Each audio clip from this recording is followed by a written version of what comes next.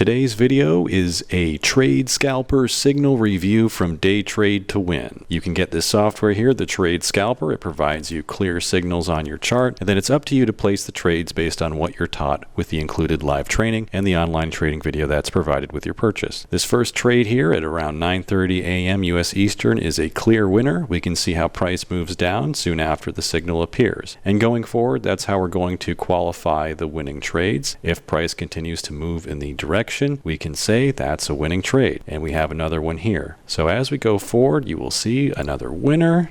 This trade here, a winner, as the entry is right here and price was above that in the next candle for its entire duration. Continuing forward, yet another winner, a short winner. This one here may have been a winner, but we can count that as a losing trade. This one here, a clear winner. This one here, a clear winner. And this one here, a losing trade. But this is by one. This is 1 p.m. and we're only going until noon. Remember, that's the best time to trade as far as we're concerned as price action traders of the E-mini S&P 500. This is the NinjaTrader platform, a 1-minute chart, and you can get the DayTradeToWin Trade Scalper software from the website DayTradeToWin.com. Thanks for watching.